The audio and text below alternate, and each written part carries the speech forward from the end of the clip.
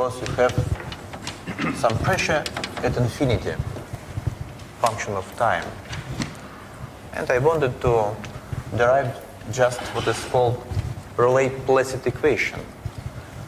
So the equations of motion of the fluid outside this bubble, so for x greater than r of t, are just Euler equations.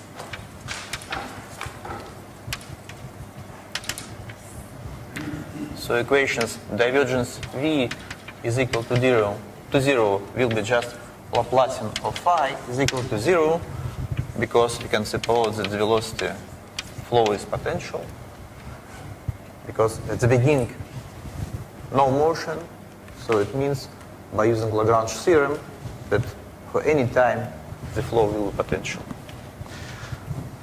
So this is valid outside of the bubble. Also Bernoulli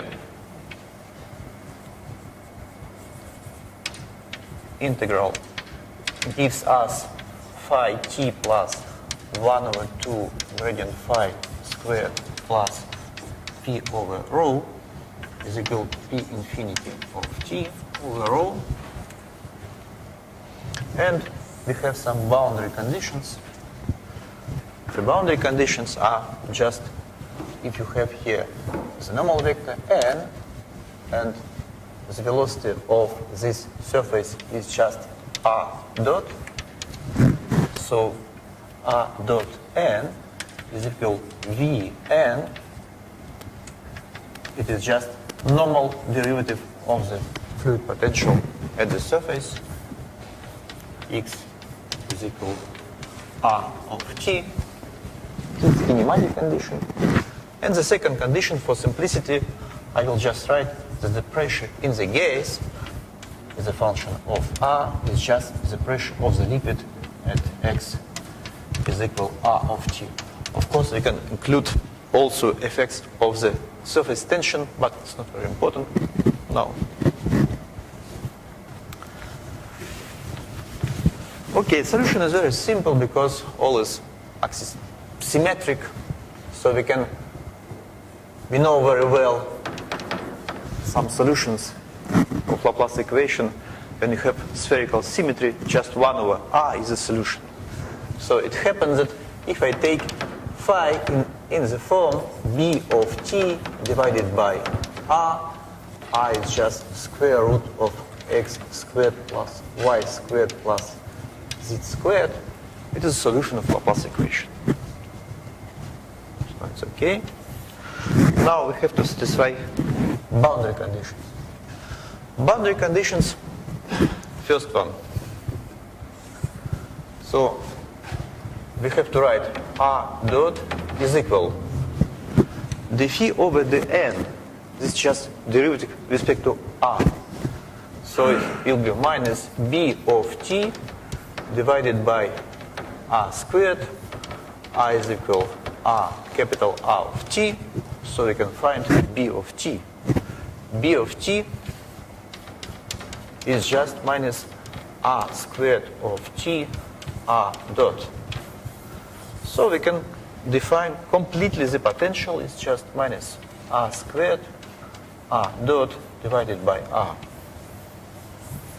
Explicit formula for the flow potential. So this condition is satisfied. Now we have to satisfy this condition, dynamic condition. The pressures are equal. How to do that?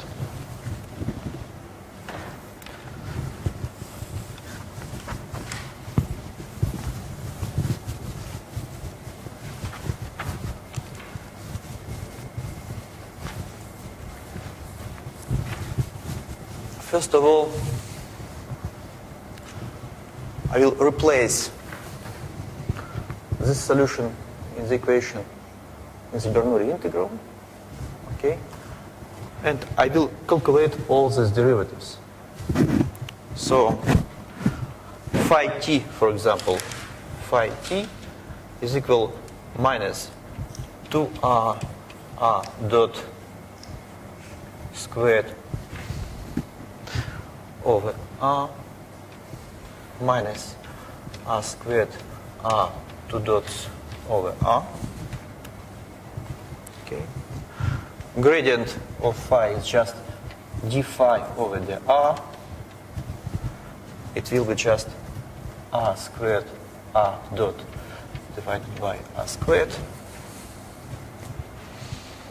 So it will be in power 2. So it will be R squared R. Okay.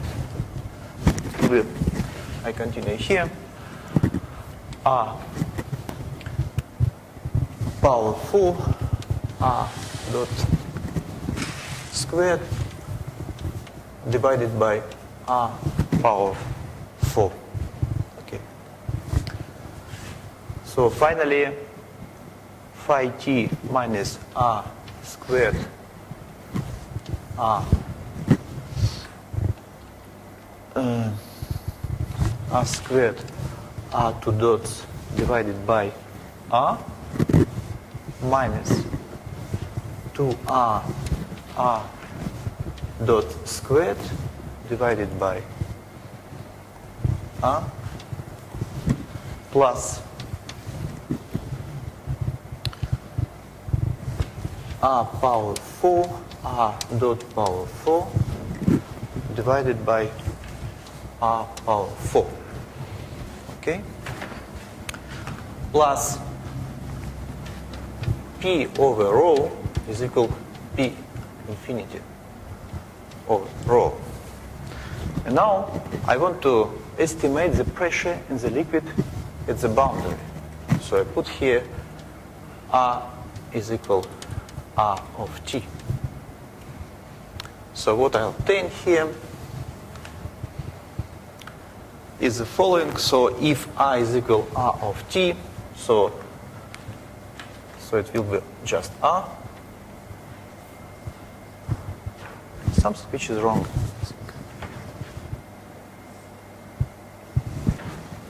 Sorry.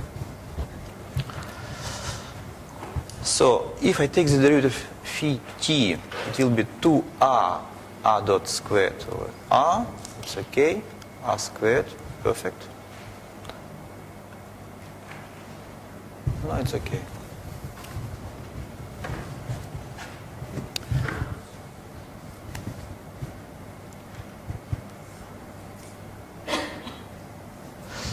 So if I put here R is equal to R of T, R power 4,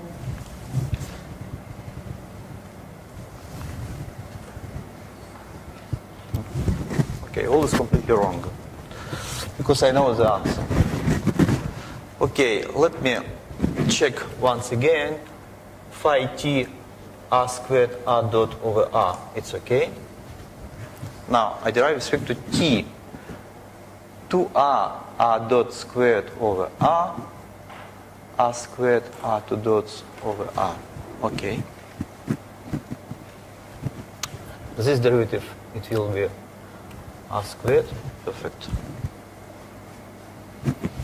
Okay, so I should write somewhere 1 over 2. Yes? Because I have to write 1 over 2 gradient of phi squared. So it was absent. So it will be just minus 3R minus R 2 dots minus 2R dot squared plus, and this is wrong because it's power 2, so plus 1 over 2 R dot squared plus P over rho at the boundary x is equal to R is equal to P infinity over rho.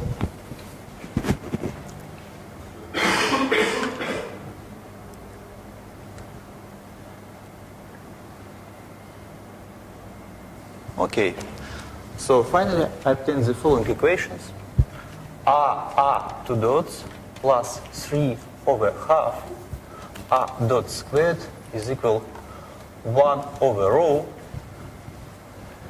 P over P at x is equal to R of t minus P infinity of t. And because the pressures at the boundary in the gas and in the liquid are the same, so I can write just the final equation, which is called Rayleigh-Placid equation.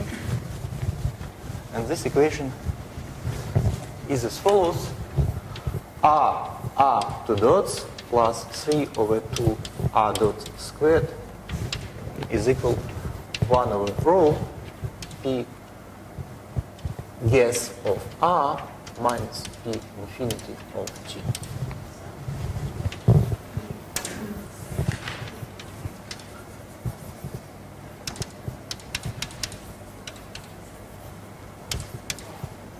Rayleigh-Placid equation. So this equation describes the distillation of a bubble in an incompressible fluid. Now, what we can do the following thing. We know completely the potential phi outside of this bubble, so we can estimate the energy of the fluid due to bubble pulsations. So the energy of the fluid, E of the fluid, is just the integral over R3 minus B of T, B is the bubble volume, rho 1 over 2 V squared d omega. So it's just rho over 2 integral gradient of phi squared d omega over the domain R3 minus B of T. And if you replace here phi, you have an explicit expression, you obtain just the following expression. I will write it: 2 pi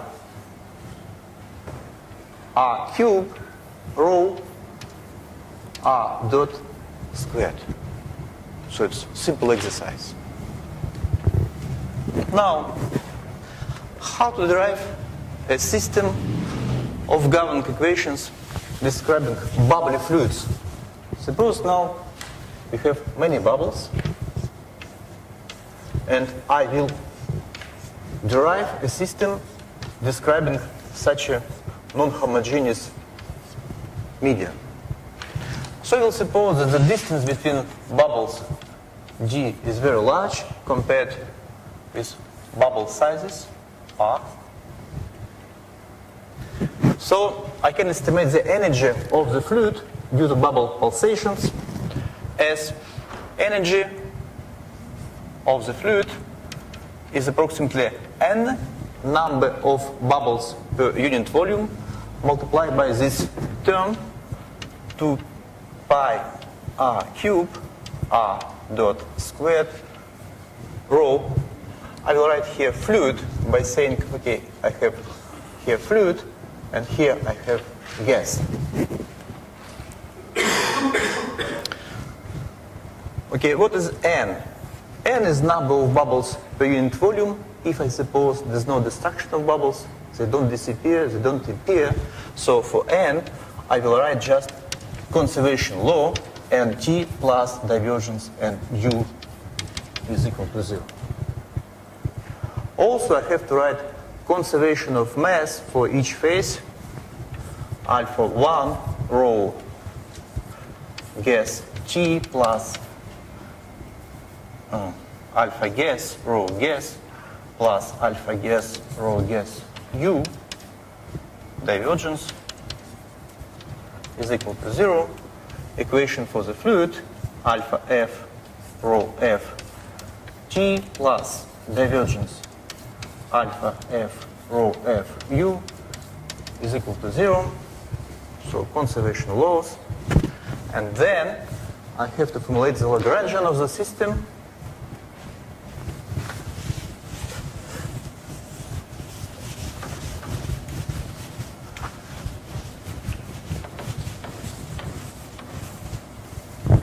So the Lagrangian is L is equal 1 over 2 rho U squared over 2. Rho is just the mean density of the mixture. minus the energy. But we have here two types of energy. First one is the energy of the fluid, so N multiplied by 2 pi r cube r dot squared rho fluid, and also the energy of the gas bubbles is just the number of bubbles per unit volume multiplied by the energy of the gas. And the energy of the gas is a function of r, of the radius. For example, in the case where the pressure in the gas is just polytropic equation of state of polytropic gas, so P dot R P naught R naught over R power 3 gamma. Gamma is polytropic exponent more than 1. We can easily derive the energy equation by using just the Gibbs identity d epsilon gas plus P gas d 1 over rho gas is equal to 0.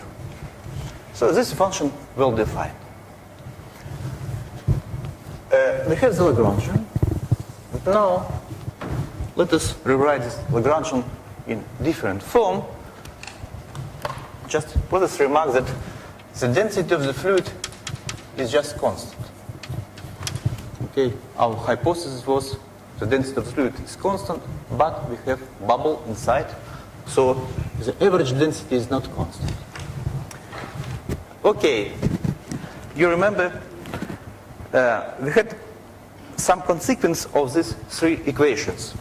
So if you have conservation laws for n, mass of the gas, mass of the fluid, and if you sum these two last equations, we obtain conservation of the mass of the mixture, where rho is just the average density. Alpha gas, rho gas, alpha fluid, rho fluid. Then, if I introduce the quantity small n, it is capital N divided by rho, this quantity will be conserved along trajectories. So dn over dt is equal to 0. Also, if I consider the mass fractions, yf, for example, alpha f, rho f over rho, this quantity will also be conserved along trajectories. gi f over dt is equal to 0. If initially these quantities are constant, for example, you have homogeneous bubbly fluid, so the number of bubbles per unit mass was constant initially, then it will be constant for any time because it's just a solution of this ordinary differential equation. So I will suppose to simplify all the things that n is equal constant and if is equal constant.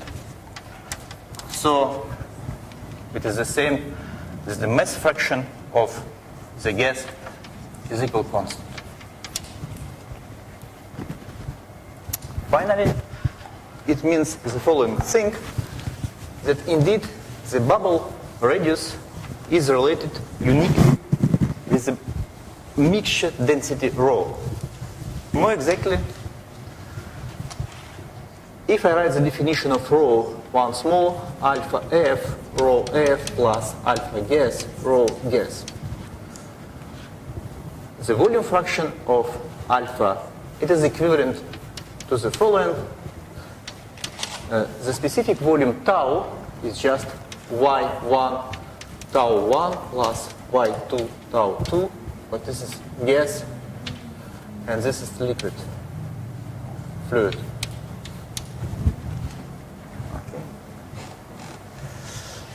Now, let me write this term. It is just alpha fluid, rho fluid divided by rho multiplied by tau alpha gas, rho gas, multiplied by tau gas. But this is just 1, because tau gas is equal to 1 over rho. So it is alpha gas divided by rho. But the volume fraction of the gas is just the volume of bubbles multiplied by the number of bubbles per unit volume divided by rho. So it is just 4 over 3 p r cubed small n. Well, this is constant. So finally we obtain the following thing. 1 over rho is equal to the mass fraction of the fluid divided by the density of the fluid. This is a constant. Plus 4 over 3 p r cubed n. This is constant. You have this relation. So the bubble radius is related with the mean density of the mixture. So everywhere here we can replace now.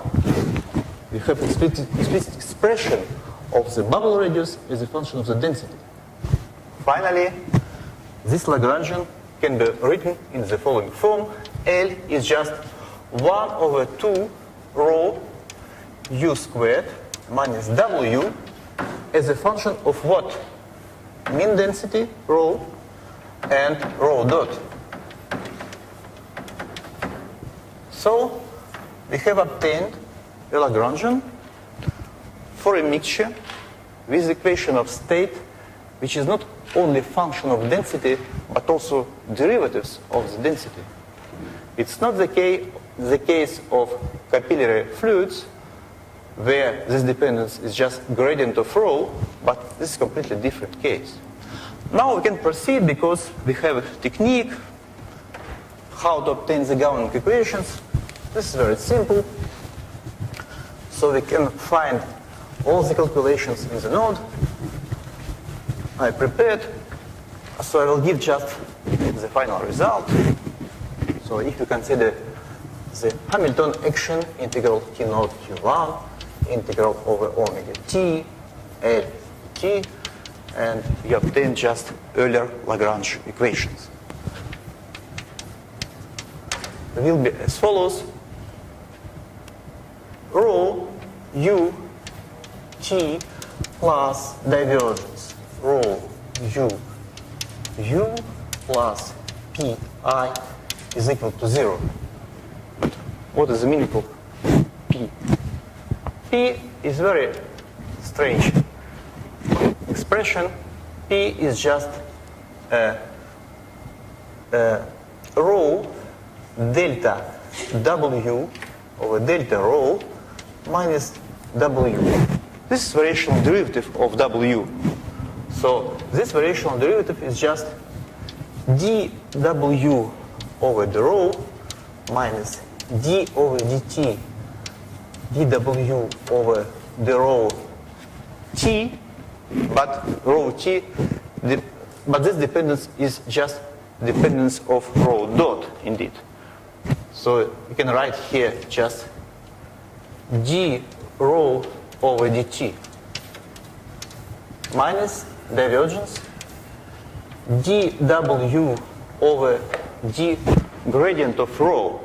But dependence of gradient of rho is just dependence of d rho over dt multiplied by u.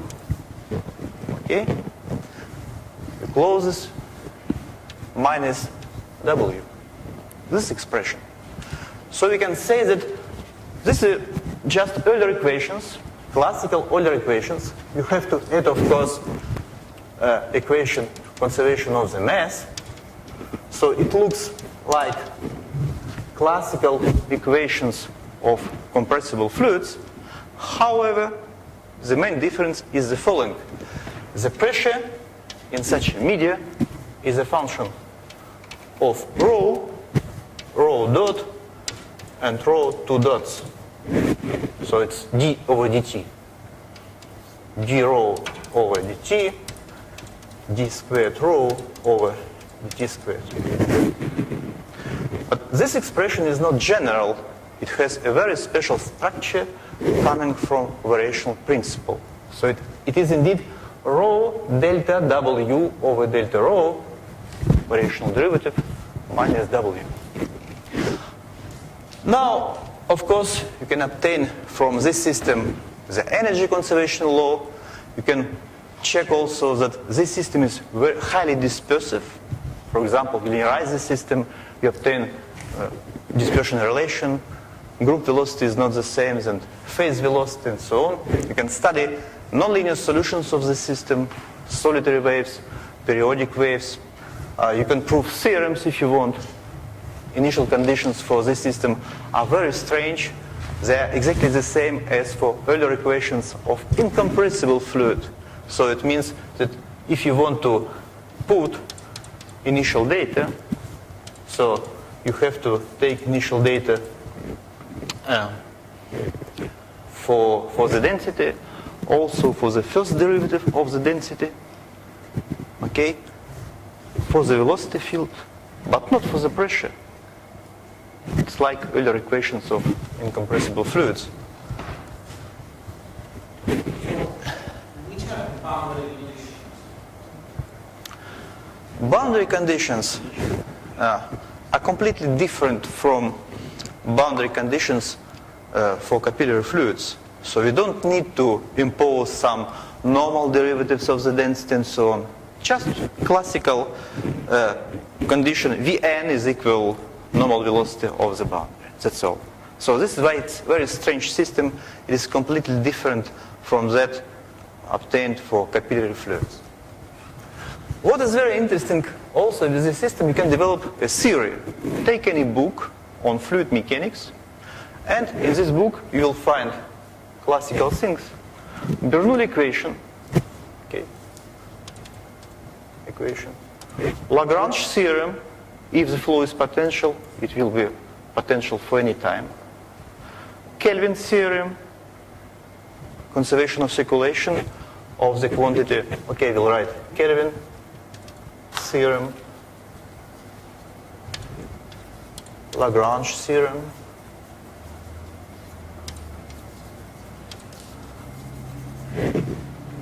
equation for the vorticity. It would be interesting to derive this equation for this case, Helmholtz equation.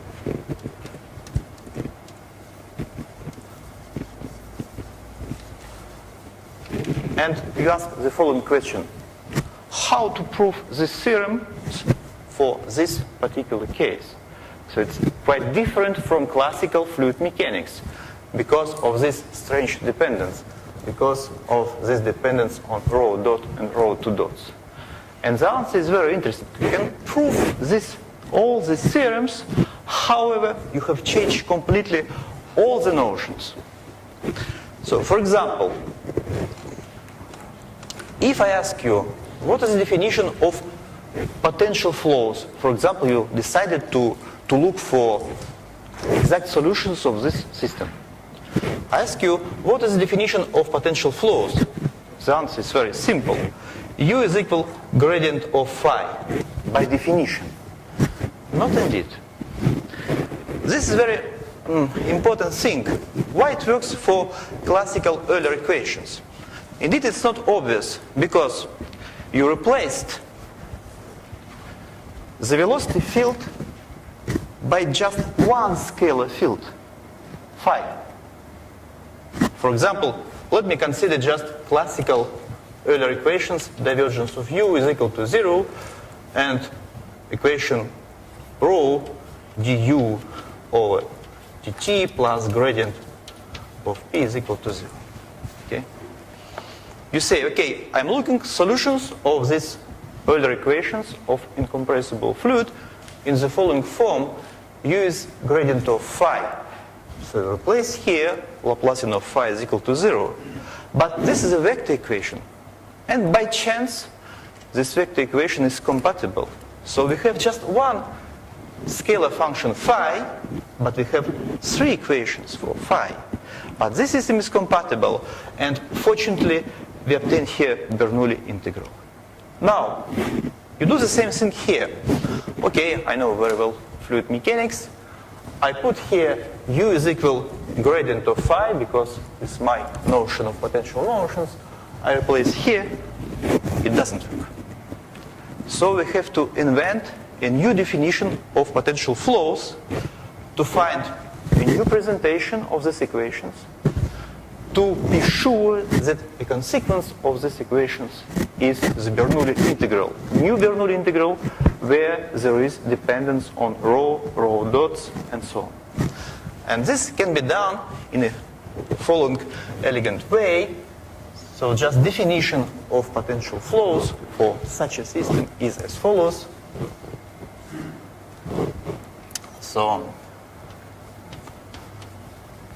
potential flows, and this comes directly from variational principle. You can never understand why it is so if you don't know how to make calculations by using variational principle.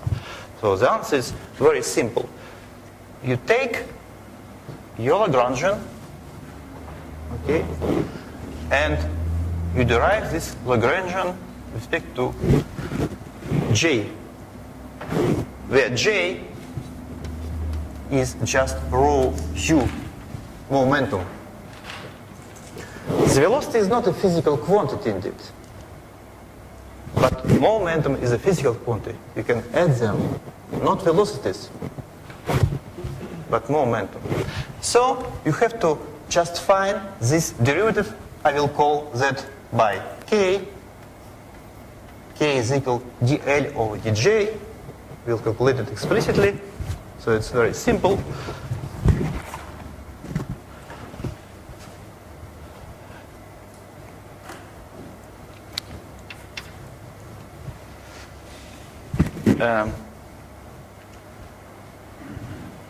Okay, so the first term is just the Lagrangian is in the form L is equal rho u squared over 2 minus w of rho dot t rho over dt. Let us represent that as a function of rho and j. It will be just j squared over 2 rho minus w of rho d rho over dt plus g gradient rho divided by rho. And now let us fix the density rho. We'll obtain just g over rho, this is u,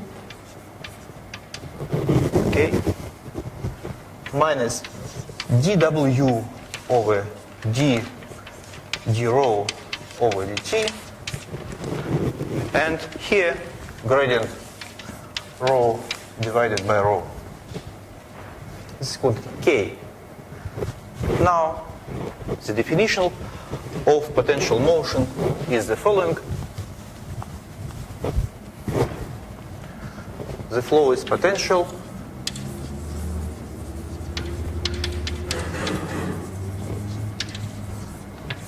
if there exists phi such that k is equal to gradient of phi. And now we can prove all the things. We can prove the Bernoulli, we can find the Bernoulli integral, you can find the Kelvin theorem. For example, the Kelvin theorem is not just circulation of the velocity, nothing to do. Kelvin theorem says that d over dt for our system, for bubbly fluids in particular, integral over some fluid contour, material contour of k dx, circulation of this quantity, will be conserved along trajectories this time. So this is completely different. It looks like fluid mechanics of classical fluids, but this is new fluid mechanics of fluids with inertia. So this is important if you make some experiments, because you have to know conserved quantities for your system. So you have to look for this quantity and not for the quantity u dx. It is not conserved. Now, why it is important? So bubbly fluids is a very nice system, but also what is very interesting, such systems with the same Lagrangian appear also by considering, for example, shallow water flows with dispersion effects. Consider, you know very well this classical analogy between fluids and earlier equations of compressible fluids, Sandwich equations. Okay, so you know, if you consider just fluid flow, okay, you consider long waves, non-dissipative system, you denote h the position of free surface, so this is gravity waves. Let u be average velocity in this layer, and you obtain what people call Sandwich equations or shallow water equations. HUT plus HUU plus GH squared over 2I is equal to 0. Now, this is the first approximation when you suppose that the pressure distribution is hydrostatic in this layer. However, if you take into account dispersion effects, you will obtain the next order approximation. And in particular, one of the possible system describing dispersive shallow water waves is so-called Green-Nagli equations.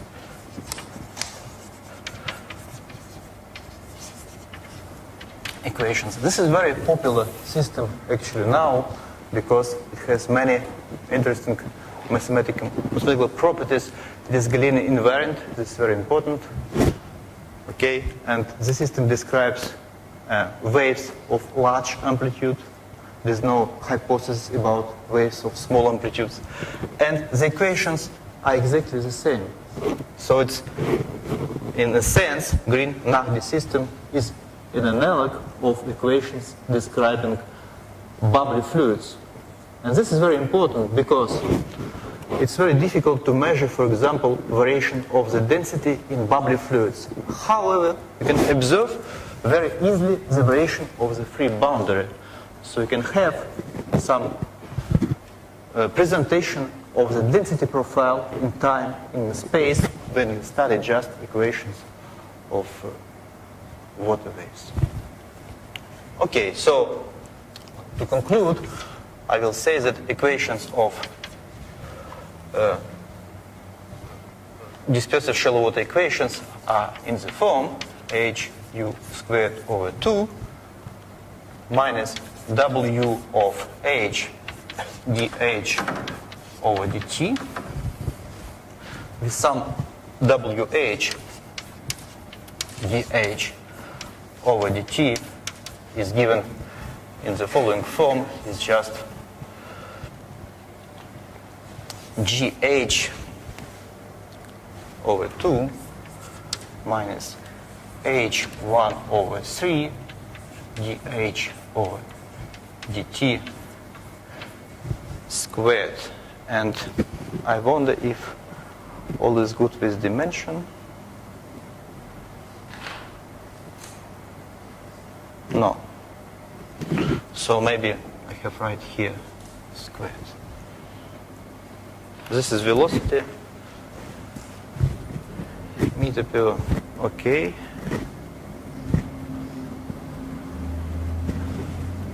Okay, did you have a good expression in my lecture notes? Okay, so I'll finish. So, thank you very much. Sergei and all of you agree, maybe I could do my quick talk now so we earn half an hour. Okay? Or if you agree. May I ask a couple of questions? No. Die. Go.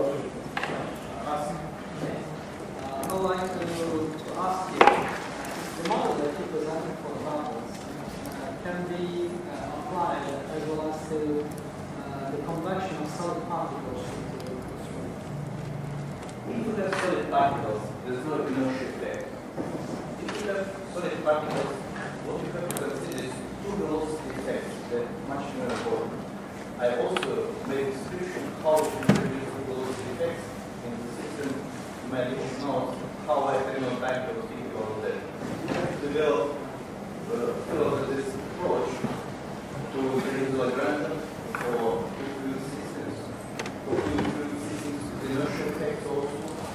if there's no inertia effects, there is what is called eddy mass effects, and we can also add this in our system, roughly speaking, we have to add in the energy eddy mass multiplied by the difference of velocity squared. So that even in the case of the presence of solid particles, we have this natural modification of the set of theorems. Yeah. The second question is about the form of the Lagrangian function that you in that case, are you assuming that each bubble has the same radius evolution? But there is evolution on bubble radii, so each one is the same. Yes, locally. Locally. But we can develop a theory in when we have bubble size distribution. And this is very, very interesting because when we have bubble size distribution, we have effects which are very strange. It's called Landau damping. It's like you was right by saying that. So this is absolutely continuous, conservative. Okay? You consider wave propagating pressure wave, for example, propagating such a system, and you will see that it is decreasing of the pressure wave amplitude. But the energy doesn't disappear, it stays, but it is consumed by bubbles. Yes. So in some sense, in the case in which you have different radius, say population radius, you have to have similar to the one that I described in the sense that you can keep the energy, each bubble has a different energy of radius.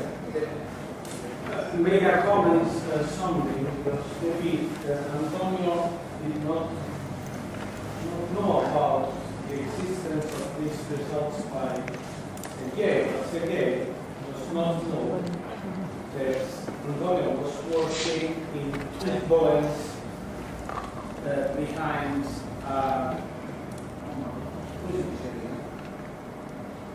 propeller in ships. Who? You, me? So You explain me that adding drops of A in the stream of water behind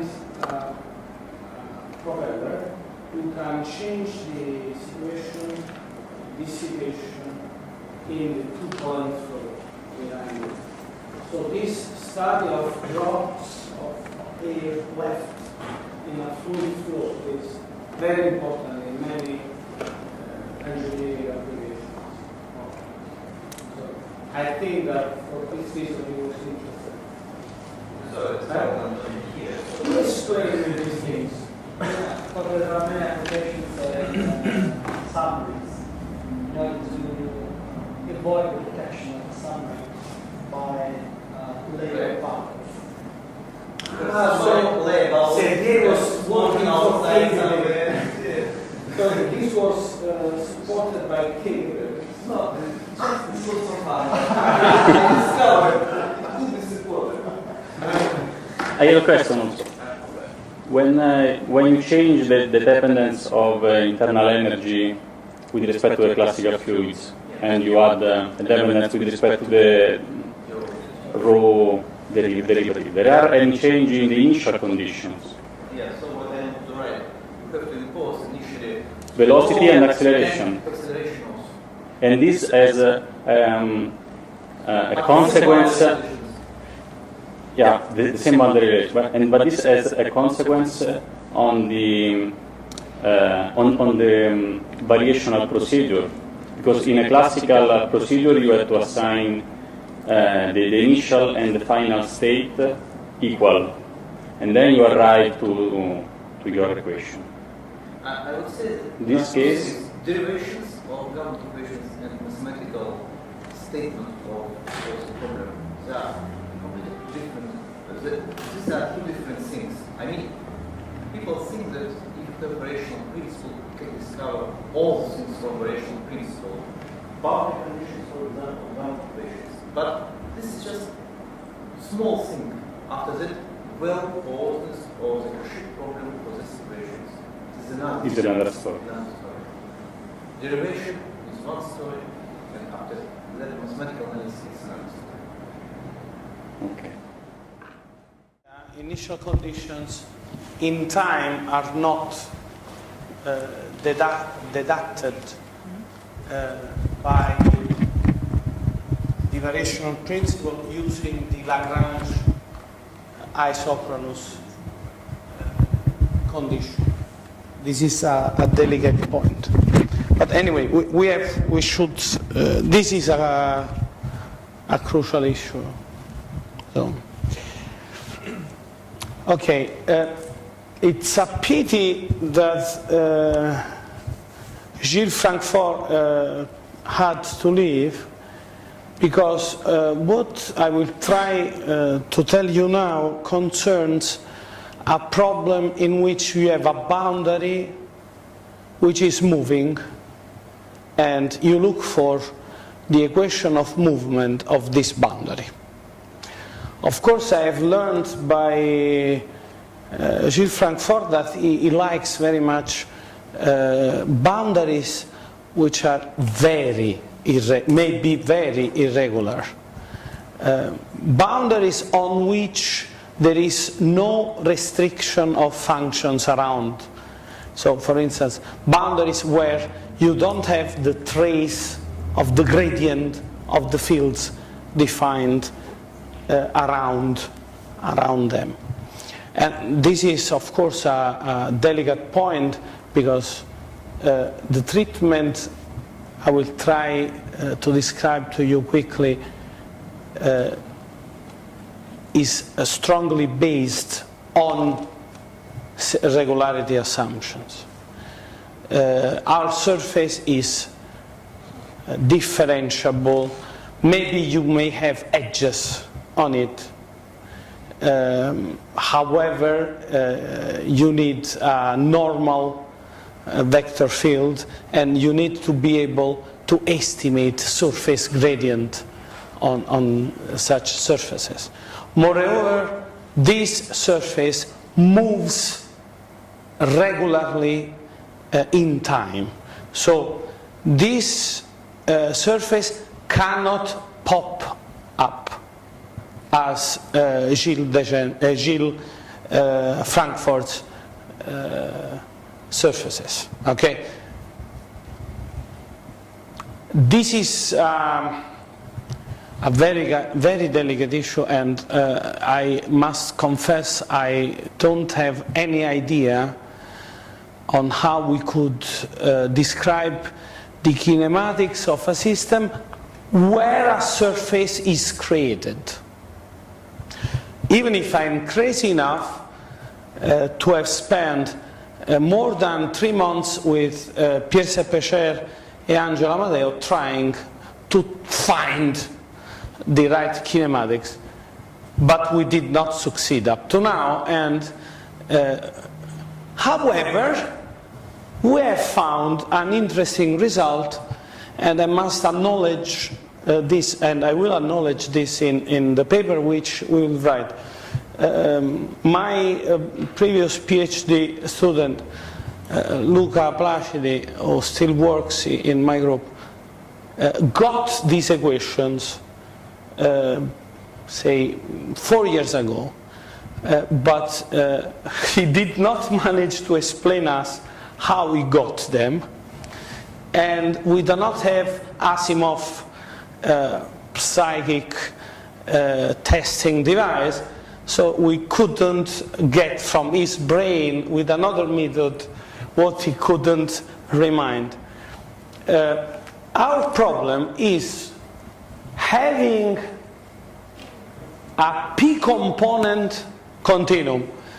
This is Pierre Sepecher fixation, typically French, for general stuff.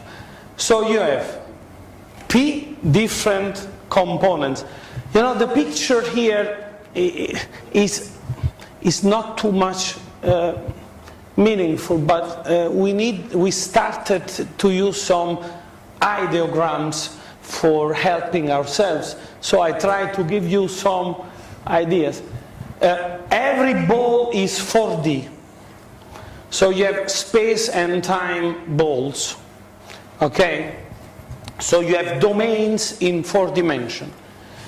And you have one ball is one constituent in space and time. So you have the reference configuration S0, S1, S2, S, P minus 1, you have P components. Then the pth ball represents Eulerian placement, so the set of space-time instants where all material particles can be located.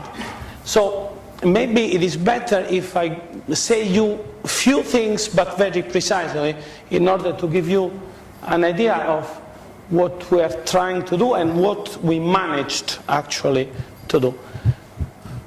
So let us talk for considering a practical case.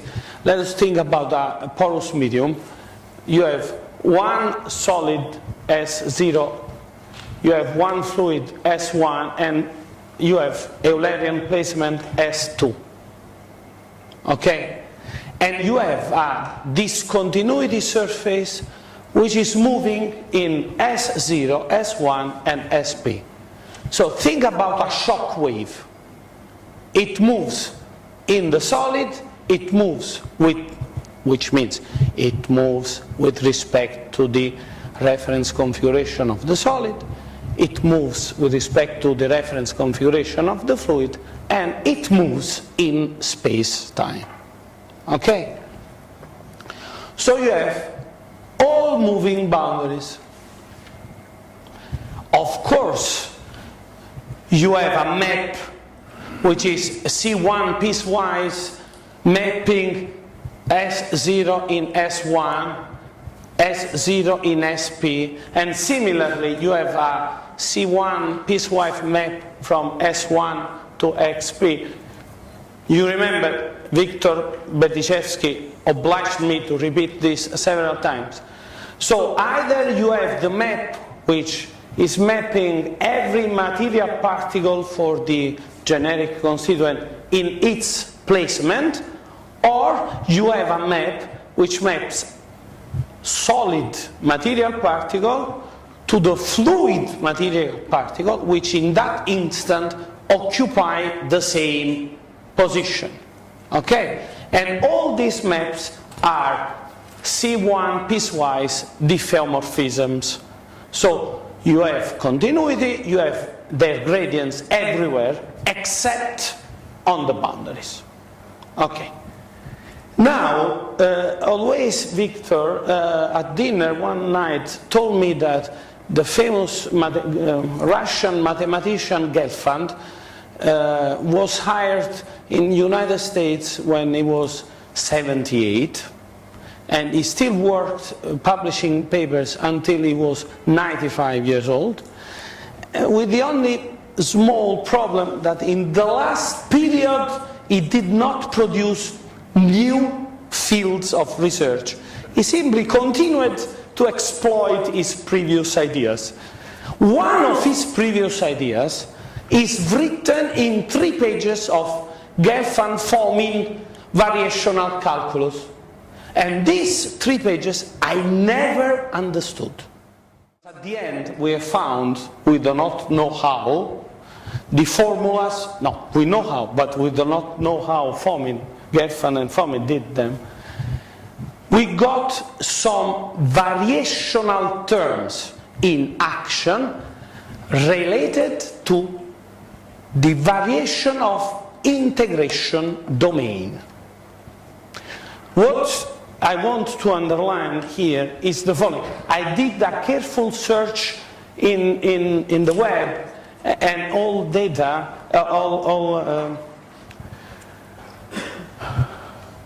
databases, and I could not find anywhere except in Gelfand-Fomin. Actually, I found a book which disappeared after 3 days in the web because I had contacted the author and he said, no, there are wrong formulas, and I could not find it anymore. If you have integral over V of W of psi, grad psi, grad psi, and so on. And you try to estimate its first variation. This animal is not varying.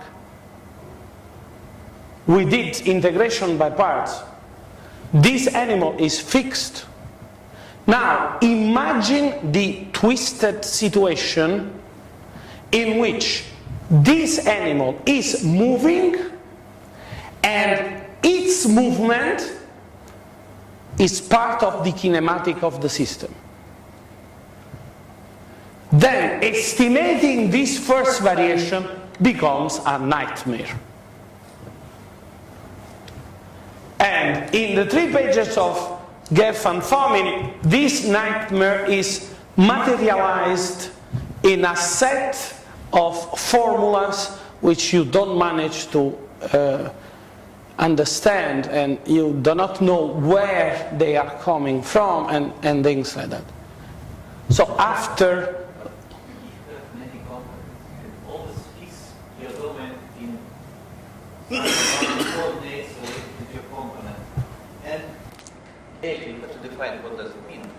So it, but now this is the trick we try to use, which I don't claim is, I don't know, maybe in the mind of Geffen, this was so obvious that he didn't write it and he got final equations. However, the equations we have got, we never found anywhere, and I will tell you shortly how quickly, with the procedure we developed, you can get the standard condition for shock waves in fluids. Okay? But anyway, concerning how original is this procedure, I cannot judge. However, I tell you that I seriously searched literature and I could not find an explicit procedure like this. The only reference which I can tell you up to now is Geff and Fomin. You write in Calculus of Variation of Geff and Fomin, there is a small chapter, moving domains. And it writes few equations directly without explaining in details. He uses star symbol, so we assumed also star symbol. So the idea is the following. You introduce another, they are never enough, configuration. Okay? You introduce star configuration. And then you introduce maps defined in star, and these maps go from star to all your domains. If you compose this one minus 1, if you compose, this one minus 1 and this one, you get the map with which we are accustomed. So you introduce one map more, okay? And we have to be careful about this. We have to be careful because if you introduce a Lagrangian depending on all these kinematical fields, you are a bigger information. I mean, physics is only related to the placements from S0 to XP, from X1 to XP. So the most general Lagrangian involving star fields is saying too much. You must particularize this Lagrangian into a more particular one which contains true physical informations. But before doing this,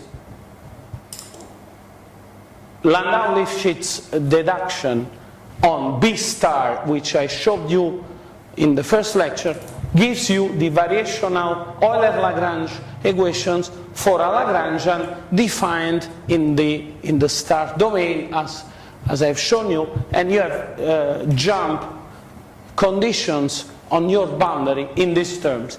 These are very general. From these we need to deduce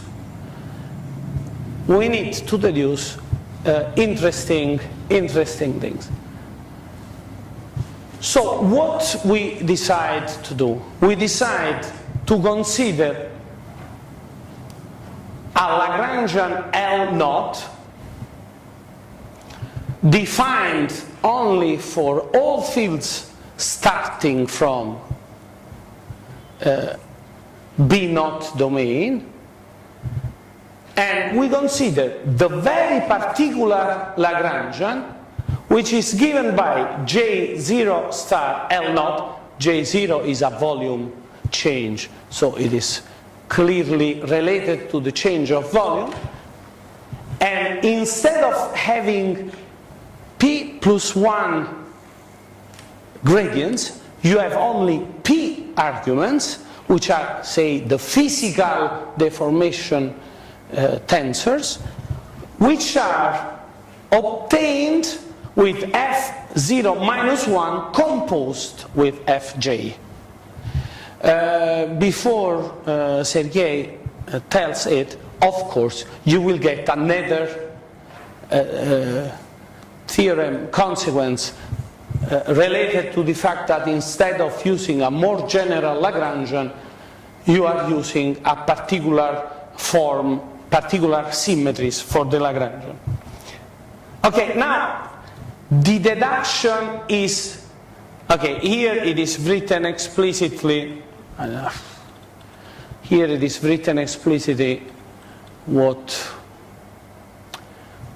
what we are changing. So J goes from 1 to P instead of starting from 0. Okay, so you have less indices in all this story. Now, what is interesting is that, as it is obvious, if you write the Euler-Lagrange equations for this very particular Lagrangian, you get P plus 1 vector equations. However, one of them depends on the others, which is a consequence of neither theorem for this particular class of Lagrangians.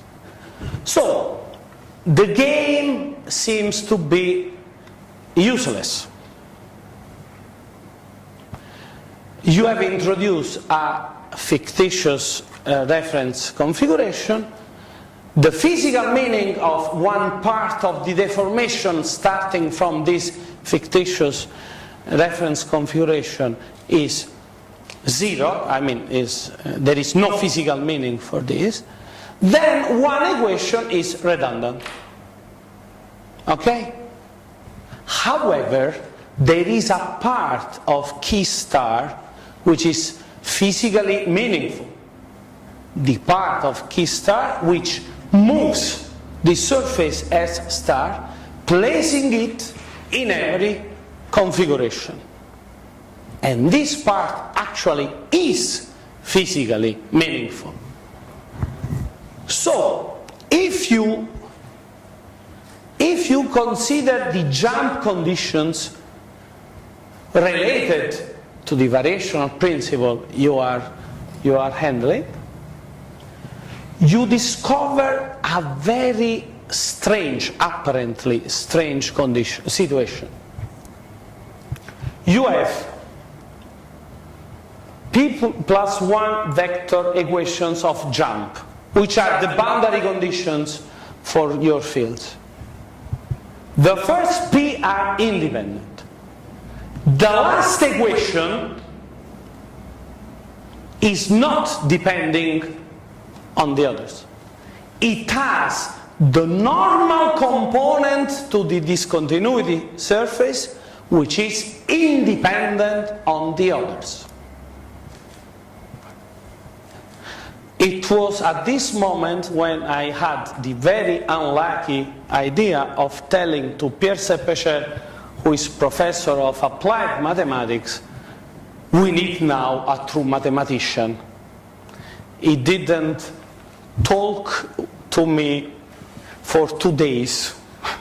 Before forgiving me, he needed 2 days. Why we needed deep mathematical understanding? Somebody who is familiar with theory of distribution may know that the distributional formulation of this equation with the divergence is exactly jump. Okay? So, if you have the divergence conditions, jump conditions can be easily deduced. However, if you remember this, what Professor Del Piero called Piola-Kirchhoff transformation, you have that the divergence of sounding is equal J divergence of the transformed sounding. Okay. When you change the previous equation from one configuration to another, this divergence is transformed into a J divergence. J must appear because you have a change of volume. So this must be there. Okay? This is not an artifact. Now, if you have jumping divergence, so if you have a jump, and if you have a jump of J0, when changing from one configuration to another configuration, you try to multiply distributions, which is forbidden. Nobody knows how to multiply distribution. So if you attack the problem in a naive way, you say you have as many independent bulk equations as P. The P plus 1 is dependent on the previous one. You say, okay, in a distributional sense, this happens also for jump conditions. Okay? This is not true. What you discover is that you have an extra condition. Now, you may bet that this is Rankine-Hugoniot condition. That is the moving boundary condition which we are looking for. So, when we understood this, okay, you write down this normal component equation. It has this shape which Luca Placidi will recognize, because in a more particular situation, only in 3D, however, but you know there is a 0 there, so actually, you know, the vector n0, 0, 0 is the time component of this animal, okay? N0, the double N0, is the space-time normal to our surface, and if you have a moving surface, the space component of fat N0 is the standard normal to the space part of the surface. The fourth component is normal speed of this surface. Okay? So this relationship gives you an equation in which normal speed of this surface is shown. Now, I must confess you that the final calculations were done very recently, and this is one of the reasons, together with the other reason that all this stuff is not yet published, for which I'm not giving you details. There is a serious, true reason for which we cannot give you details. In only 6 times 45 minutes, you cannot give details. You have seen I needed nearly 1 hour and a half for integrating by parts the energy of second gradient without doing any strange mathematical trick. So you can imagine that this kind of deduction requires a lot of patience. So let us do. Okay, we spent with Pierre a lot of time before agreeing about this notation. This one is a 4-dimensional Euler-Lagrange equation. However, the only meaningful part of this is its space projection. So this 4th-dimensional animal with a projector becomes bulk equations. Now, I can tell you that if you apply this machinery to a mixture of 2 fluids, you get the standard model of 2 velocities mixtures, for instance. So in bulk equations, nothing new is appearing. Something new appears in the P-jump equations. If the surface which you have is material for one of these components, so say if you have a solid, 0 is the solid matrix of our porous medium mixture, then it is clearly the standard jump condition for stress. Okay? If this surface is permeable to one constituent, then this jump condition becomes an information about continuity of chemical potential. So depending on your kinematics on this surface, these jump conditions become something which has been more or less already interpreted. What is very nice, and you will be able to read for sure in the lecture notes which we'll produce. We signed a contract and we need to produce these lecture notes before 6 months. So rather quickly we should be able to produce these lecture notes.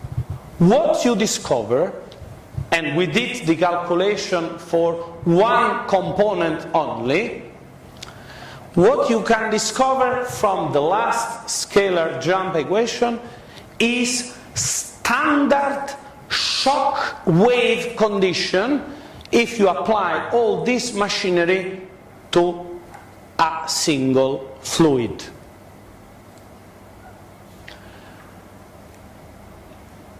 Usually people are deducing Rankine-Hugoniot condition accepting balance of energy. I discovered this late. So after having insulted Pierre about the need of a true mathematician. Now, if you open Wikipedia or any Russian or Westerner, any book about shock waves, you find balance of mass, balance of linear momentum, balance of energy, jump at the surface. Now, if you have a purely mechanical system, everybody knows that if you have balance of mass and balance of linear momentum, you multiply for the velocity the first, you replace in the second, you do some games, at the end you get balance of energy for free, which is the standard statement that balance of mechanical energy is a consequence of balance of mass and balance of linear momentum for a fluid. Now, why Rankine and Hugoniot needed to postulate an independent balance on the boundary? The deep mathematical reason for this is theory of distribution. It is not true that you can deduce balance surface balance of energy for a fluid starting from surface balance of mass and surface balance of momentum, of force. And this, in my opinion, was never observed in the form which I'm telling you now. Okay? But of course, when you think about shock waves, this is a standard procedure. You woke up one morning, you went to the university, and they taught you shock waves. You accept the deduction of Rankine-Hugoniot and you are happy. And you don't ask too many questions. But if you grow old and you are crazy, you want to invent a new equation, you try to generalize the procedure you have found previously. So, for instance, Sergei, I must recognize, wrote with Enrique a paper in which, using only Eulerian variations, because Four-dimensional space. yeah, I know, in four-dimensional space, okay? He found two boundary conditions for shock waves in mixtures which cannot be deduced by any balance of energy. So, of course, having read this paper, I became suspicious. I mean, if you want to study shock waves in porous media, you must be careful. So I didn't expect to find easily Rankine-Hugoniot condition. So I knew that I needed some extra creativity, and I couldn't rely upon balance of energy. So what I can tell you, even if the calculations are so preliminary that, okay, this is, maybe this is interesting. This is the relationship between 3D quantities and 4D quantities, and this is what I announced you before. Okay, this is very interesting. This is the form of the three-piece scalar jump equations you have there show up C0, and everybody knows that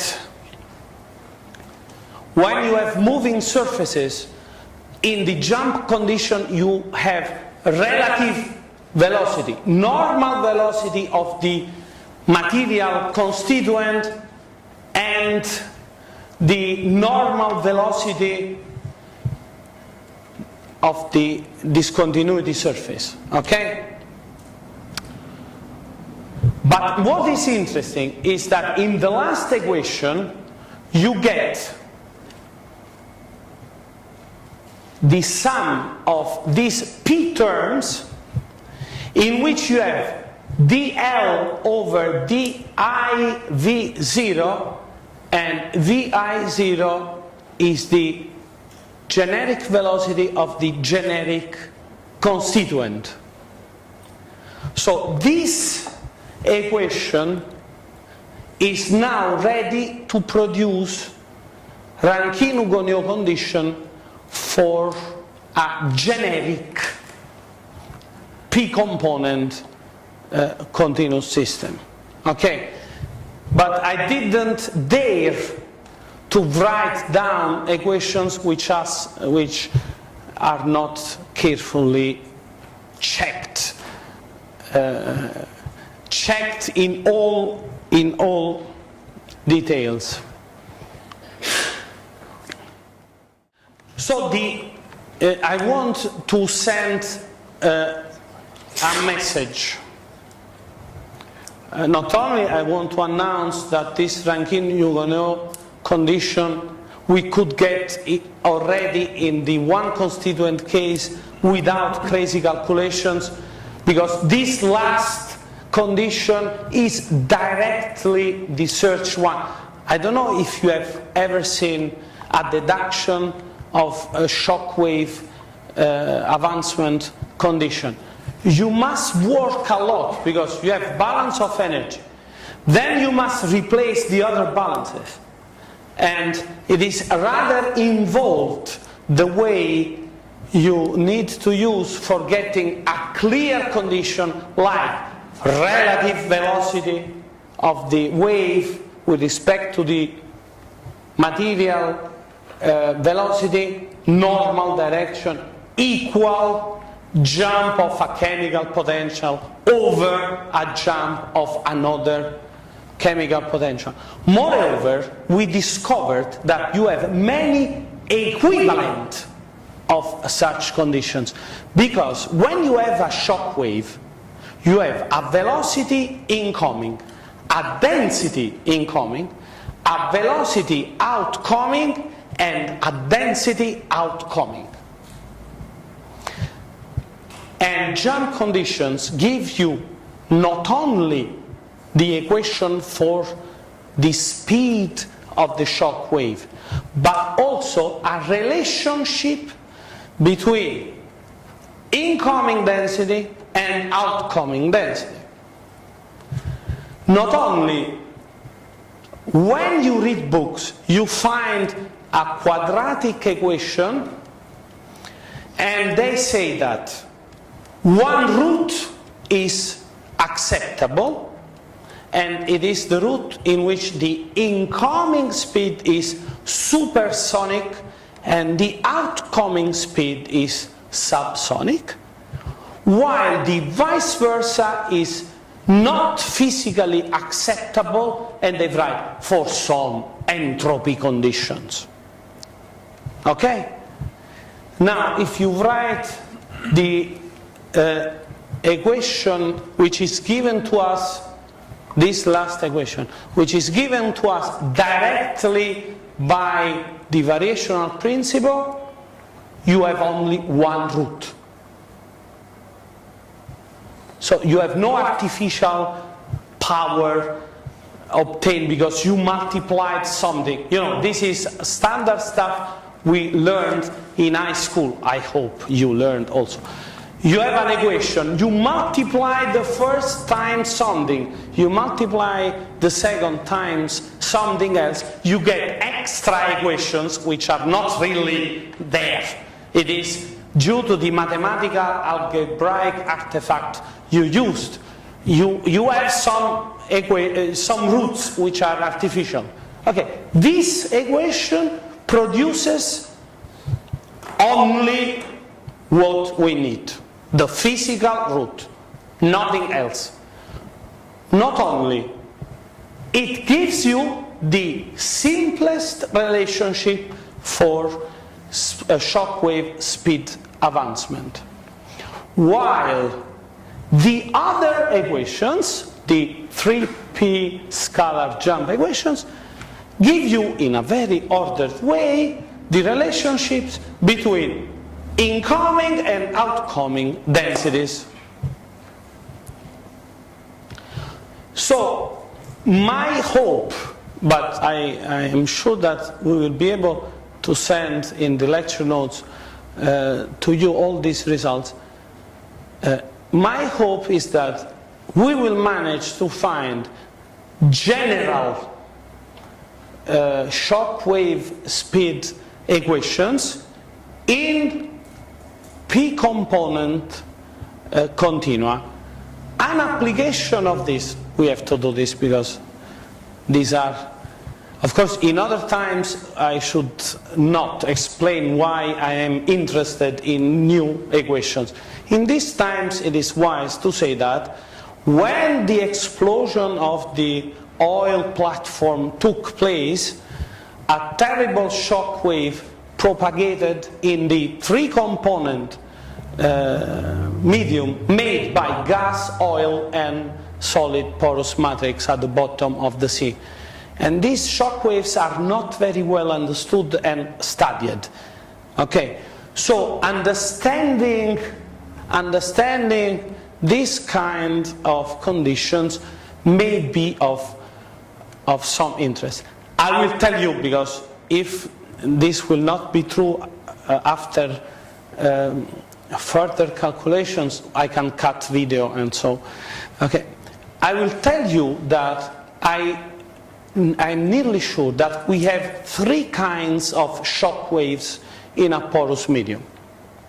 We have a shock wave with only discontinuity of fluid velocity. You have a shock wave with discontinuity of the solid component, and you have another shock wave when you have discontinuity of both solid and fluid component.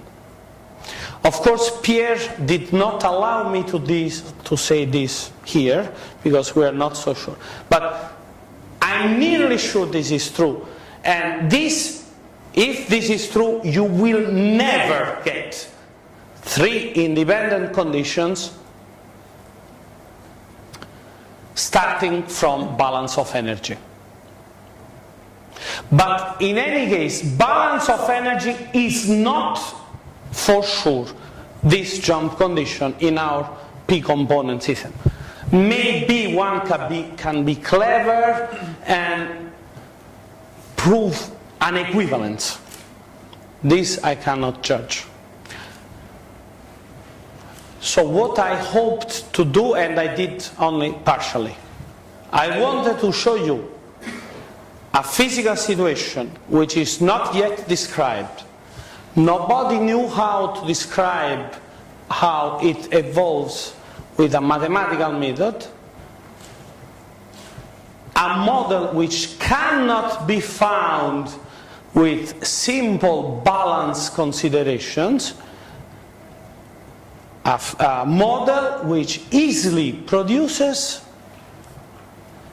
the right equations simply finding a Lagrangian. I may conclude this with a joke. I liked very much a French scientist. Maybe he's from Marseille. It could be Clavin. He's working in combustion. So maybe he's Professor Clavin. He started his lecture saying, "Cherchez la flamme." Look for the fire, okay? But it is a nice joke, because chercher la femme is very well known. Okay, I would say look for the Lagrangian. Okay? Before starting doing anything. Yeah. Look for the Lagrangian. Then, do you have viscosities? Do you have dissipation? In every jump condition, every jump condition is multiplying delta something. Change this delta something with the velocity of the same something, you get power. So if you find a Rayleigh potential quadratic in these velocities, and one part of this Rayleigh potential is a new stress, a new action, expanding power on this velocity, then you are done. Okay? Okay, so I hope to see you, all of you, in Rome next year. Okay? You will get information about it. Thanks a lot.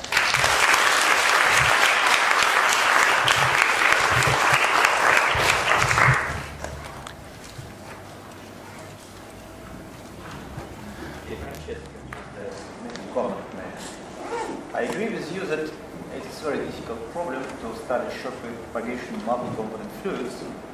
But when you say variational principle gives all Rankin-Hugonian relations, it's not true. Why?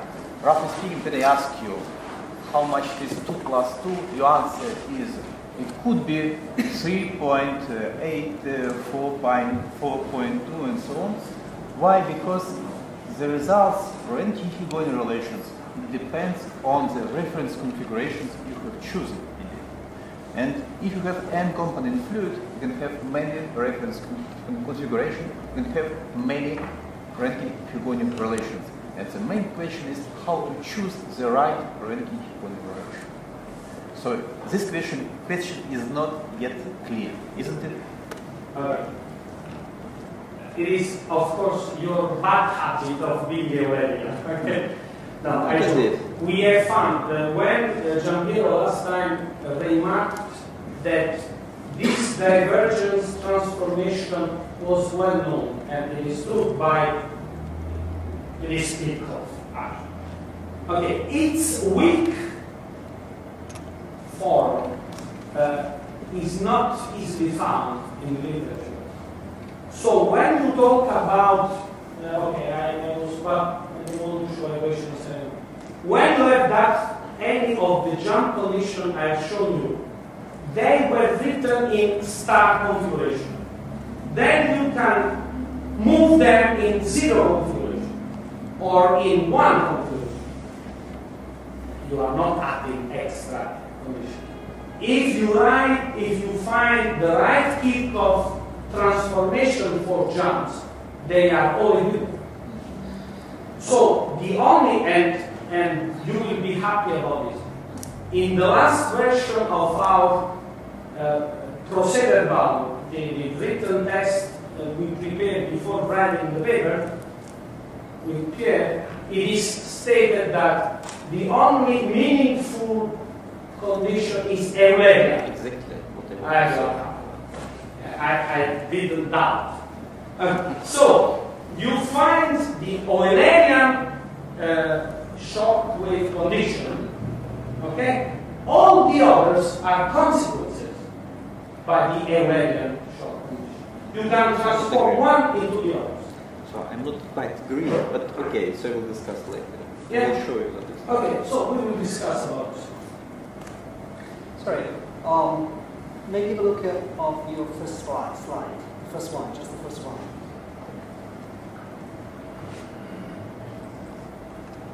This one? No. Okay, this one. Wait a second, I need to go from the screen. This one? No. Okay, You want just this one? Okay, you start by this one. Here's my feeling that I would like to have your opinion. That your methodology is very general in the sense that you are now thinking to apply this methodology in order to understand the vibration approach. What happens is continuous surface, like for example shock waves. But I think that your methodology, as you are presenting it here, can be applied also to the case of less complicated problem. If you have just a moving band. So the procedure that you are outlining there is applicable as well as to moving bandwidth. You want to apply a variational approach. So it is very general. So I would like to say there are problems. For example, when you consider incompressible fluids in 2 dimensions. The problem is much more simple than the general case that you are outlining. Nevertheless, I think that your methodology can be applied. In these cases, even in the literature, I don't know if there is a general treatment for this type. No. I know some examples of some special problems in which in the past somebody attempted something that is similar to this approach, but just for single examples. When you have incompressible fluids, in which you have moving bandwidth, so you have, for example, it was a problem approach when you have to study the landing of seaplanes, in which you have a surface that is entering the water. It's a problem in which you have the boundary variable condition. Then in that case, I think that you are describing in the bottom law the problem in fixed boundaries. In that case, it corresponds, as they need, to consider a time-dependent conformal map. And in that case, it is they are very special case. But the methodology is very powerful because you are able, with a time-dependent conformal mapping, to study very complicated problems just in the domain that you are, in a general way, designing the reference. So I think that your methodology can keep also not only discontinuity problem in terms of shock waves, but has a general applicability to the case of moving boundary as well. So I think that if you take some examples, so the paper that I remember about this floating of a seaplane was a paper by Wagner and von Karman. And the methodology, a very simple example, is just of this kind, but with a very special mapping that is a conformal map, just because the problem was too deep and incompressible. And just for moving boundaries, without thinking about shocks. I will tell you something which I don't know why I thought while that was, people doing seriously numerical analysis sometimes seem to know already some of these ideas. For instance, most likely, if you ask somebody in numerical analysis to attack a free-moving boundary problem, he will for sure find a grid where the boundary is blocked, and then he will invent a fictitious mapping as I did now. I tell you another thing about this. There is a commercial software called Console. Okay, I'm not very good in handling computers, so I know this by second hand. Okay, I ask people knowing about how to use Console, and they answered independently, different person. So I started to think that I should learn how to use it. You know what Console is doing? You write a partial differential equation in a domain. Then it allows you to give boundary conditions on the surfaces, on the edges, and on the wedges. So I don't know why when I said this, somebody was jumping from the chair, but people in numerical analysis already knew you can have edge forces and wedge forces. Otherwise, you could not buy Console where they ask you, do you want a boundary condition here? Yeah, but they ask the data, but then you use. You can say no. Okay, but somebody, the unknown conceiver of the software, gave you this possibility, most likely because he brought a matrix. He needed known terms in a linear system.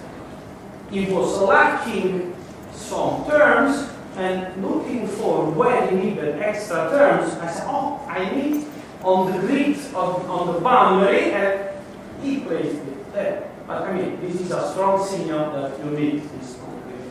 But I think that you can directly apply your methodology. For example, in deriving the equation of the waves on the free surface most likely it's escaping already.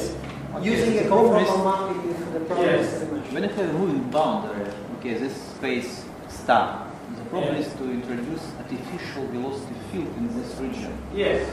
And this velocity field should influence the physics of the problem. How to do that? No, I told you, if the Lagrangian is of the particular form I gave, then bulk equations. For this artificial velocity field, what are the bulk equations? But one bulk equation is dependent on the others. So the extra test field is not giving you any extra condition. But okay, we will look into it. I know that I need to do calculations, so we will do that. Okay, so thanks to everybody.